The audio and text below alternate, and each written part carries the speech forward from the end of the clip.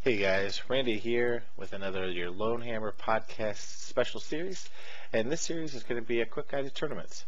I'm going to cover a way of going about preparing for tournaments over the next one episode every week for the next couple weeks, and see what you guys think of it.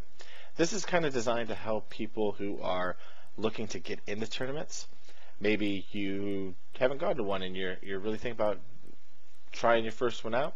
And this is even for some of the seasoned tournament players who might not be having great success and you're looking to better your results overall in a tournament setting. So for the quick guide to tournament, I'm only going to cover leading up to right now getting ready to build a list. So these are the steps I take when I think I'm going to go to a tournament and something I want to prepare for, and I'm going to cover everything I do up until I write my list. So here we go. A quick guide to tournaments. So the first thing is I always want to know my tournament. I always want to know the region that I'm playing in. As I've started to really love going to play Warhammer and playing other people in different regions or meeting different people in different areas, it's very important to know the type of Warhammer they play. For example, in the South here, we play a ton of uncomped Warhammer. Sure, there's a couple comped events, but most of the time, guys want to play, out of the rule book Warhammer. And anytime you've seen one of Lord Tremendous's rants over, this is the way it is, I don't like comp, that's a majority sentiment down here in the South. I mean, it's at least 70% of the guys down here would say they hate comp. So if you're going to come to the Southern tournament, you need to know that comp is usually out of play here. Like you're going to see filth. Know the players. And what I mean is, it's kind of like playing chess or football or any sort of sport that you've ever played. If you go to the playground enough, you know what to expect. Guys that play basketball will kind of get this. You show up at the gym to shoot some hoops, play some ball, and there's one guy there, and you play him once, and you're like, oh man, and he's so good. And after the next couple times, he does the same thing over and over and over again. He always goes to his right, always goes to his right, always goes to, and you figure out how to stop it. And if you know who the players are, you can pretty much guarantee what his tendencies are and what he's going to be bringing. And then know what's going to be there. Whenever you sign up for a tournament, they usually have a web page. They say who's coming or who will be here, attendance. Then it'll be the person's name, and you got that because you know who's coming. And there's usually the army that they're bringing. And when you see it, you can kind of go, wow, they're bringing. This is the majority of armies that are going to be brought to the tournament. And I'll say this: I'm going to WAPAC in a couple weeks, and months ago, when Nagash was first coming out, everybody was talking about bringing Light Council. light council, light council. We're gonna stop Nagash. Light council, light council. And I'm like, God, I'm gonna bring demons. This is gonna be so ugly. It's gonna suck. Need to borrow an army. Need to change. And I waited for the hysteria to die down. And you started looking what's coming, and it's a lot of undead legions. It's a lot of elves, because the elf book.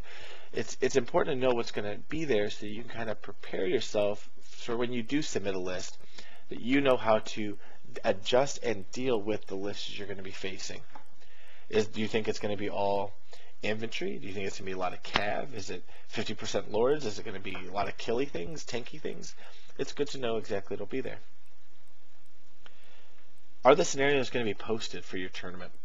So when you go to the tournament's website, did they list what tournaments? Is fortitude very important? Is it going to be objective based? Is it going to be straight out of the rule book? Scenarios as far as points. Is it win, lose, or draw? Is it 20-0? Are you playing ETC style? Is it teams? It's important for you to know the type of tournament and the type of scenarios that are going to be ran, if any. Do you understand them?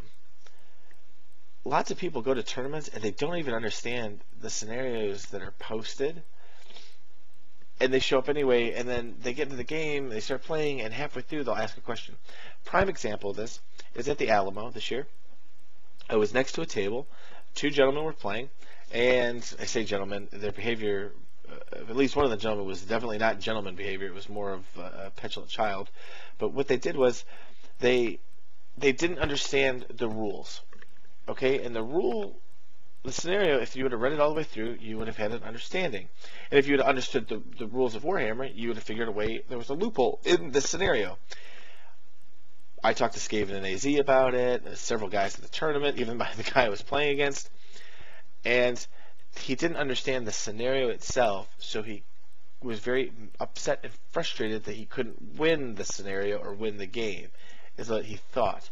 But he could have if he would have just paid attention to it a little bit more. Is your list equipped to deal with the scenarios that are posted? Again, a prime example of this is Wapaka. Rogers made it very clear that fortitude could be a huge deal with the scenarios. So do you have? But they're playing end time, so people are going crazy over characters, and then you still have to have your core requirements, and you still have to have fortitude. So it's kind of it's tough, very tough. Excuse me. And have you practiced the scenarios? Did you get a chance to? I mean, it depends how early they're posted. Some tournaments will post them a couple weeks in advance, and yeah, it's hard to get, with life being life, it's hard to get a game of Warhammer in and practice a scenario when maybe you just want to play with your buddies and play some ridiculous fun game. So I understand, but sometimes it's good to practice scenarios, even if you're practicing the match in your head itself. And here's a prime example of practicing a scenario without ever actually playing the scenario. When we went to Alamo, I played Skaven AZ game 1, and we knew what the scenario was well in advance, right? And him and I had this banter back and forth of how each one of us was going to beat each other in the first scenario based off of the scenario itself. And it was awesome because we were basically playing the game without actually playing the game, and it took us 10 minutes. And it was hilarious. It was so much fun, but it made you think. Because every time he made a point of why he would win, I would have to think of how do you counter that. And then I would say something, and he would have to try to counter that. And so that's how that kind of wraps up. And if you do it with your buddies, you could almost theory hammer it out. And that sometimes is great practice. Feedback is key to all Warhammer army builds when you're thinking about making a list. I am notorious for calling up my friends, texting, emailing, setting it out on our forum boards. This is what I'm thinking about bringing. This is the list. This is the idea. What do you think? And my friends will tell me honest feedback. And I take all of that to heart. Because every one of them is coming from a position of a different army usually. I just now bought Brett's, but I almost always run demons. And so every one of my friends that doesn't play demons usually gives me an idea of how they would beat that list. Like, well, you're really in trouble if somebody does this. And you have to take that into consideration. It helps with the toolbox. Forums are great tools for figuring out what you want to bring. I love posting on forums, on internet forums for Warhammer and for lists. And the reason being is because when I post on a list and I say something or put it up there, different regional guys are telling me what they think of the list. Or from across the sea, they're telling me what they think of the list. And it gives you an idea of their meta, of what they play. So sometimes you post something up and you're like, this is a great list. Wow, I just want a tournament with it. And the other people are like, that is absolute trash. That would get so wrecked where I'm from. And you're like, okay, well, I get what you're saying. Like, all right, cool. But it's important. And then the random hobby guy or the random person at a gaming store that you bump into that's not in your circle of friends. And sometimes you're playing a game and they'll be like, well, why don't you run this? And they'll start asking questions. It happens all the time. And it makes you think of things that you should try or should run. And I'm a big proponent of, if you don't own the model, sometimes it's great, especially when you play with your friends, proxy the model and see if you like it. See if that's something you want to invest your money in and go with and run with.